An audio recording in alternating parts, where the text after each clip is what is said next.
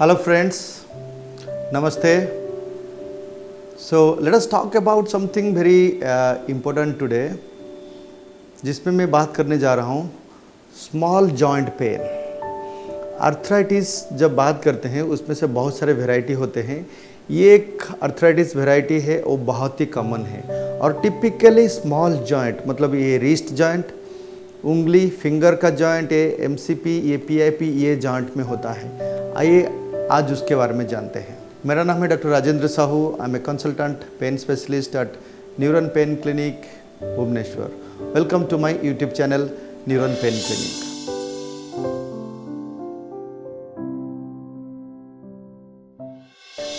Lot of patients, specifically young patients, 20 to 50 in that range, and specifically females, more common in females, although it is seen in males, वो आते हैं बोलते हैं कि रात को जब सोते हैं और सुबह जब जग जाते हैं, early morning and the night, that is the most painful part. उनके ये सब जॉइंट्स, हैंड के स्मॉल जॉइंट्स, रिस्ट, ये फिंगर, ये जॉइंट, ये लास्ट वाला फिंगर नहीं होता, ये सब जॉइंट पेन होता है। सुबह जब उठते हैं, not only this and later, ये एल्बो, शोल्डर या नेक भी या तो फिर एंकल भी, ये सब जॉइंट भी हो सकता है। ये नाइट में होता है और जब सुबह उठते हैं अर्ली मॉर्निंग, तब सबसे ज़्यादा पेन होता है और उनको काम करने में, चलने में, बेंडिंग में, मूवमेंट में दिक्कत होता है। स्टिफनेस होता है, जॉइंट पकड़ लेता है और वो स्टिफनेस इजीली 1 घंटा के ऊपर रहता है। तो अगर ये सा होता है, ये एक टाइप का बीमारी है, आर्थराइटिस बीमारी है, उसको बोलते हो रिमाटॉइड आर्थराइटिस। तो आज जानते हो रिमाटॉइड आर्थराइटिस के बारे में।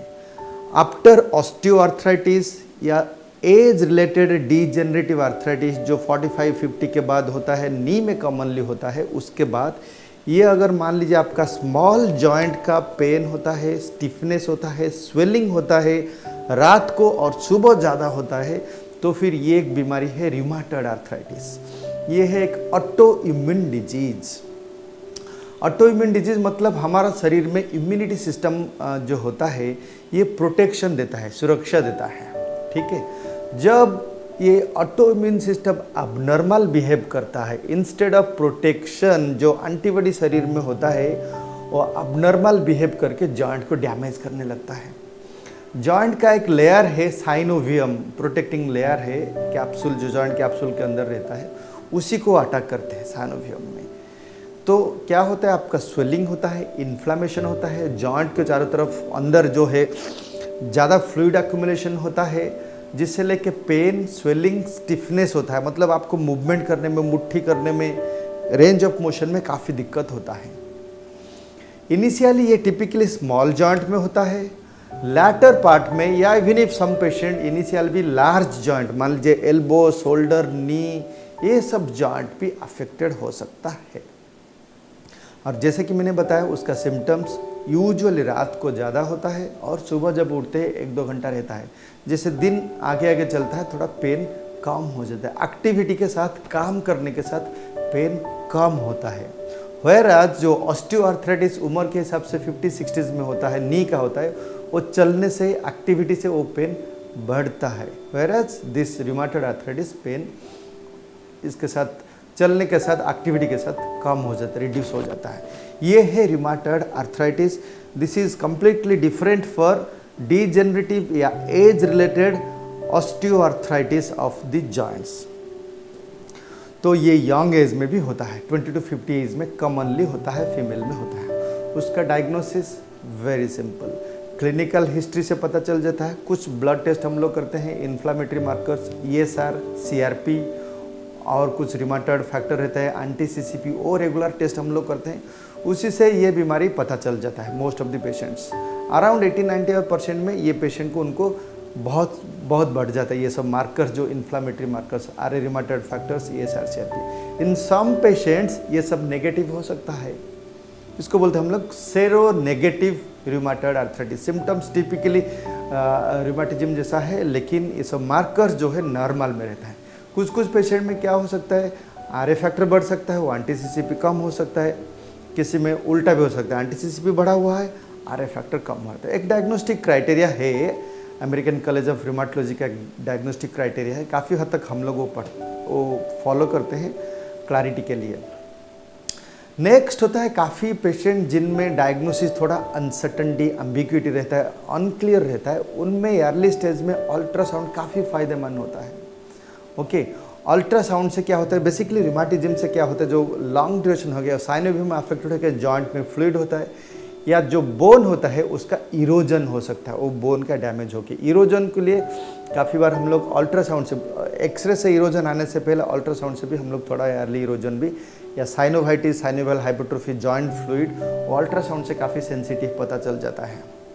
ये एक और diagnostic criteria in recent times काफ़ी ज़्यादा फायदेमंद हो रहा है क्लिनिक सेटिंग में, और quick and easy diagnosis. Next part रहा ट्रीटमेंट। मैं यहाँ आपको बता दूँ, ये रूमेटॉइड आर्थराइटिस का ट्रीटमेंट ऑस्टियोआर्थराइटिस से कम्प्लीटली डिफरेंट है।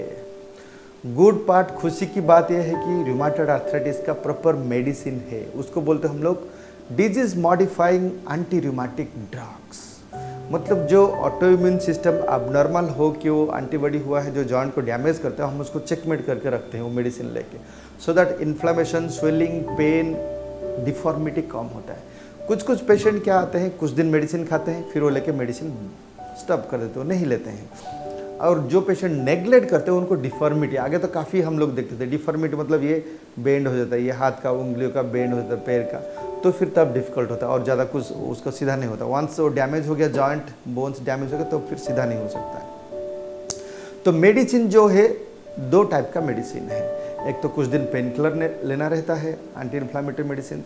Next is disease modifying drugs, जिसमें से मिथोट्रिक्सेट, सल्फासालाजिन, हाइड्रोक्सीक्लोरोक्विन, लेफ्लुनामाइड, ये 4 दवाई है, और एक कॉर्टिकोस्टेरॉइड भी देते हैं हम लोग। ये 4-5 दवाई है जो इनिशियल स्टेज में मोस्ट ऑफ द पेशेंट को दिया जाता है, and a vast majority of the patient उसको रेस्पॉन्ड करते हैं। और ये मेडिसिन आपको बहुत ही दिन तक लेना पड़ता है, सालों भर, या तो फिर किसी पेशेंट को लाइफ लॉन्ग भी लेना पड़ सकता है। Most of the medicine well tolerated. ये पेन किलर नहीं है, डिजीज मॉडिफाइंग ड्रग, और डिजीज को कंट्रोल करके रखने के लिए। मान लीजिए आपको डायबिटीज़, थायराइड, हाइपरटेंशन हुआ है, ब्लड प्रेशर हुआ है, जिससे सालों भर मेडिसिन लेना पड़ता है कंट्रोल करके रखने के लिए। ये डिजीज़ को ऐसा कंट्रोल करके रखने के लिए, अगर छोड़ देंगे वो एंटीबॉडी फिर से एक्टिव होकर जॉइंट को फिर अटैक करने लगेंगे। काफ़ी लोग अल्टरनेटिव मेडिसिन लेते हैं, होम्योपैथी, आयुर्वेदिक लेते हैं, काफ़ी लोग कुछ हद तक काम करता है, फिर दोबारा इसमें आता है, काम नहीं करता है। शायद अगर काम करता है उसमें से शायद वो कॉर्टिकोस्टेरॉइड, स्टेरॉइड की जो दवाई है, जो हम लोग काफ़ी बार भी लेते हैं, लिखते हैं, शायद उसमें होगा, उसमें तो ये थोड़ा बहुत हेल्प करता है। Next group of medicine biologic बोलते हैं। बायोलॉजिक मतलब ये जो अलग से आया है, आपको दिया जाता है इंजेक्शन फॉर्म में, ठीक है, उसको इटानरसेप्ट, इन्फ्लिक्सिमाब, वो सब जो बायोलॉजिक दवाई है वो लेना पड़ता है, वो काफ़ी महंगा है। आइदर वीकली या महीने में 2 बार, लेटर में जाके हर महीने में 1-1 बार करके, ऐसा बहुत दिन तक लेना, ये भी डिजीज़ को कंट्रोल करता है। जो पेशेंट ये कन्वेंशनल डिजीज मॉडिफाइंग ड्रग जो बताया, मिथोट्रिक्सेट, सल्फासालाजिन, उससे रेस्पॉन्ड नहीं करते, उनको ये इसकी ज़रूरत पड़ सकता है। The goal of the treatment is, आपको पेन को कंट्रोल करना है, स्वेलिंग, इन्फ्लामेशन, उसको कंट्रोल करके रखना है, और ये लेने से डिजीज, लोगों को ऐसा लगे कि पूरा डिजीज क्योर हो गया है, पूरा कंट्रोल होके रहता है। इसलिए आपको टाइम टू टाइम डॉक्टर जाके कंसल्टेशन करना पड़ेगा, ब्लड टेस्ट करना पड़ेगा। काफ़ी लोग पूछते हैं क्या ये मेडिसिन हम लोग महीनों सालों भर ले सकते हैं, क्या ये सेफ़ है क्या? देखिए, जो मेडिसिन जो दिया जाता है मिथोट्रिक्सेट, सल्फासालाजिन, ये काफ़ी हद तक सेफ़ है। इसका असर लिवर, किडनी या तो फिर बोन मैरो के ऊपर हो सकता है, इसलिए time to time every 3 month 6 month आपको वो सब टेस्ट, लिवर का, किडनी का और ब्लड का टेस्ट करना पड़ेगा, वो ठीक है कि नहीं देखने के लिए। वो ऐसे लाइफ लॉन्ग प्रोसेस चलता है। अगर किसी का काफ़ी डिरेजमेंट रहा तो हम लोग बंद करके फिर दूसरा मेडिसिन जाते हैं।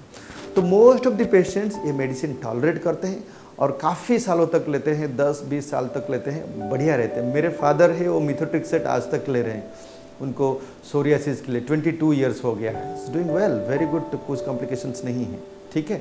तो इसलिए काफ़ी लोगों को दबाव में आके सुन के मेडिसिन बंद कीजिए, क्योंकि ये आपको घातक हो सकता है, डिजीज़ फिर दोबारा हो सकता है, डिफॉर्मिटी भी हो सकता है। तो ये काफ़ी सेफ़ है और बहुत दिन तक ले सकते हैं। आपको सही जगह सही डायग्नोसिस करना है।